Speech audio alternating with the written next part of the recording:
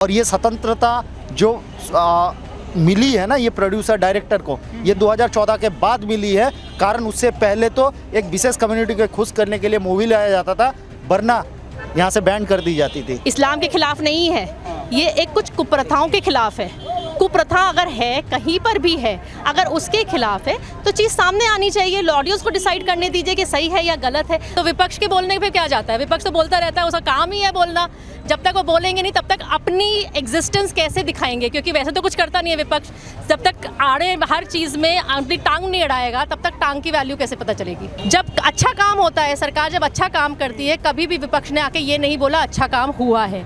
अच्छी संसद बनी, कभी नहीं बोला। लोकतंत्र का मंदिर बना, नहीं बोला। उसको बॉयकॉट कर दिया। हमने तो कहा था भैया कम से कम उद्घाटन के बहाने ही चले जाओ, क्योंकि बाद में 24 के बाद जाने का मौका भी भैया ना मिले। एक वो कम्युनिटी जो पहले से बदनाम हुआ हो उसको और कौन बदनाम कर सकता है, जो पहले से बदनामी हो।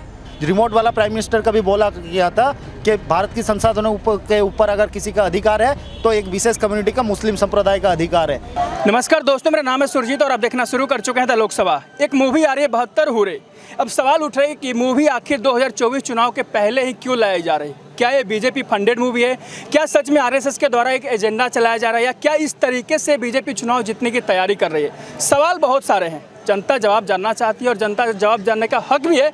तो जनता से जानना शुरू करते हैं, क्या सच में मूवी बीजेपी बना रही है? सच में डायरेक्टर पहले से लिख रखे थे, एक समय आ गया कि 24 के पहले मूवी रिलीज हो रही है? तो चलिए शुरू करते हैं लोगों से बात करने का सिलसिला।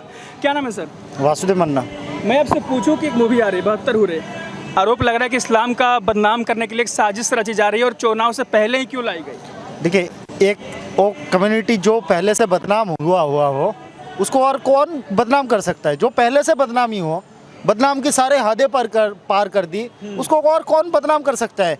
चाहे आतंकवादी का मसला हो, चाहे जिहाद का मसला हो, चाहे कौन सा भी जो पहले से बदनाम हुआ उसको और दोबारा से कोई बदनाम कर ही नहीं सकता है। लेकिन वो बोल रहे हैं कि चुनाव से पहले ही क्यों ला रही है, बीजेपी फंड कर रही है मूवी को इस तरीके से और चुनाव जीतने की तैयारी भी कर रही है। मैं चुनौती के साथ कहता हूँ, ये भारत देश में ऐसे 6 महीने का गैप बता दीजिए जहाँ चुनाव ना होती हो, फिर तो मूवी आना ही बंद हो जाएगा ना। हाँ। तो ऐसे तो कोई ऐसे 6 महीने का गैप ही नहीं होता है जहाँ भारत में मूवी चुनाव नहीं होता हो। तो मूवी आना तो स्वाभाविक है, आएगा। आज यहाँ आज कल कोई दूसरा मूवी। इस्लाम विरोधी बता रहे हैं ना, आरएसएस पर आरोप लग रहा है, बीजेपी पर आरोप लग रहा है कि ये पैसा लगा रहे हैं इस मूवी में और चुनाव जीतेंगे।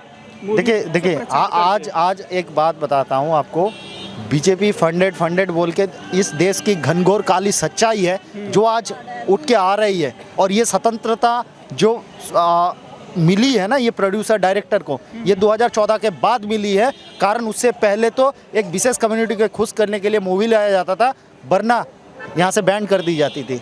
ये सरकारी भी पॉलिटिकल सपोर्ट रहते थे, उसके बैकबोन के तरह खड़े रहते थे। 786 का प्रमोट करने के चक्कर में, 786 को फैलाने का चक्कर में 108 को दबाया जाता था। आज वो 108 अगर उठ के आ रहे हैं तो इसमें क्या दिक्कत है? 108 आना चाहिए। आप एक चीज़ बताइए, जहाँ 108 आज के ज़माने में जब मूवी आ रही है तो इसमें दिक्कत वाली क्या बात है? आप एक विशेष कम्युनिटी को खुश करने के लिए, और कुछ पॉलिटिकल एजेंडाधारी गैंग है जो इस तरह की नकारात्मकता फैलाते हैं, जो घनघोर काली सच्चाई हो जनता के सामने ना आए, जनार्दन के सामने ना आए, इसको दबाने का। और जहाँ से आप कुछ दिन पहले भी देखे होंगे जिस तरह से ये मुस्लिम काली मानसिकता को किस तरह से एक जिहादी में कन्वर्ट किया जाता था, हमारे बहन बेटियों को बरगलाया जाता था और उसको आईएसआई में भेजा जाता था। ये ताबूत वाले गैंग और ये जो आसमानी किताब वाले गैंग, ये अपना मिशन और विज़न के चलते जो कन्वर्सन डाइवर्सन का खेल में उनका जान तक लेने के लिए विवश हो जाते थे और कहीं यहाँ से वहाँ ट्रांसफ़र कर देते थे। आज वो सब काले सच उजागर हो रहा है, ये घनघोर सच्चाई उजागर हो रहा है, देश की जनता जागरूक हो रहा है। 2014 से पहले ये सुनने को आता था आपको? क्या ज़्यादा सुनने को नहीं आता था। आज देखिए जनता जागरूक हो गया है, हमारे माताएं बहनें जागरूक हो चुकी हैं, बेटियाँ जागरूक हो चुकी है। तो ये उनको भी मन में ये आलोड़न आया है कि ये गलत है और इस तरीके से कोई भी कदम नहीं लेगा। लग रहा है कि हिंदू मुस्लिम ज़्यादा हो रहा है बीजेपी के शासन में। देखिए, आज तो उनको लग रहा है ना, एक टाइम ये देखा था, ये दौर था जब भारत की संसाधनों के ऊपर प्राइम मिनिस्टर कमेंट करते थे कि इस भारत की संसाधनों के ऊपर, रिमोट वाला प्राइम मिनिस्टर का भी बोला गया था कि भारत की संसाधनों के ऊपर अगर किसी का अधिकार है तो एक विशेष कम्युनिटी का, मुस्लिम संप्रदाय का अधिकार है। ये बतौर प्राइम मिनिस्टर मनमोहन सिंह जी ने कहा। ये कैसे आप कह सकते हो बतौर प्राइम मिनिस्टर?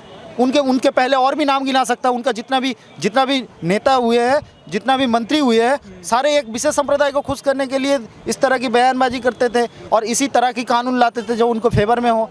आज अगर न्यूट्रली हो रहा है तो इसमें मिर्ची उनको क्यों मूवी लगे? आनी चाहिए, रिलीज होनी चाहिए। ऑब्वियसली मूवी रिलीज होना चाहिए और हम सारे सपोर्ट में खड़े हुए हैं और इसको हम सुपर डुपर हिट करके ही रहेंगे। अग्रवाल।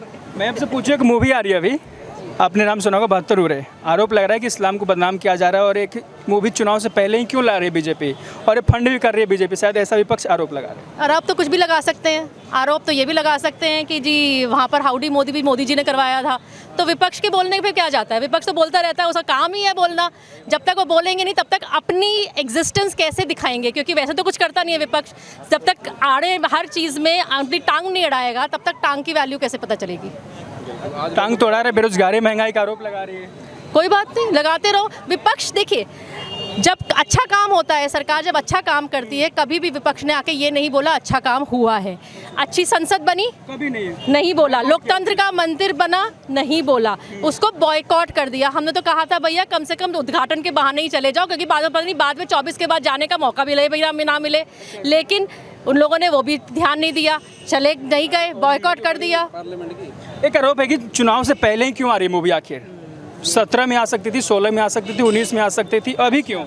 कई सारी मूवीज़ ऐसी होती हैं जो मौके के हिसाब से आती हैं। आज की तारीख में अगर कुछ लोग जो पब्लिक है वो ऐसे मूवीज़ को एक्सेप्ट करने को तैयार है। कश्मीर फाइल्स से पहले कितना शोर मचा। कश्मीर फाइल्स को एजेंडा बनाने दो आप, तो जिस भी चीज़ को बोला जाएगा वही एजेंडा होगा। एक मूवी आई थी एक्सीडेंटल प्राइम मिनिस्टर, उसको भी बॉयकॉट किया गया था। इन्हीं कांग्रेस ने उस पर ऑब्जेक्शन उठाया था और वो मूवी रिलीज नहीं होने दी गई थी। नहीं हुई थी रिलीज ना। तो जब उन मूवीज पे ऑब्जेक्शन उठ सकता है तो इन पे भी उठ रहा है, तो नॉर्मल है, उसमें कोई बात नहीं है। इसी काम देखिए, मैंने अभी शुरुआत में पहली बात क्या कही, जब तक विपक्ष हर बात में टांग नहीं अड़ाएगा तो उसकी वैल्यू उसको लगता नहीं कि पता चलेगी। क्या मूवी रिलीज होनी चाहिए? बिल्कुल होनी चाहिए। इस्लाम के खिलाफ नहीं है ये, एक कुछ कुप्रथाओं के खिलाफ है। कुप्रथा अगर है, कहीं पर भी है, अगर उसके खिलाफ है तो चीज़ सामने आनी चाहिए। ऑडियंस को डिसाइड करने दीजिए कि सही है या गलत है। हम देख तो रहे हैं ना 72 हुरों के नाम पे कितने लोग कसाब और ये और वो जो बनते रहते हैं, हम देख तो रहे हैं। अगर चीज़ें सामने आ जाएं तो क्या है, पब्लिक डिसाइड कर लेगी ना। तो ये थी दिल्ली की जनता की राय। बाकी ऐसे ही तमाम जानकारियों के लिए बने रहे हमारे साथ और देखते रहिए द लोकसभा।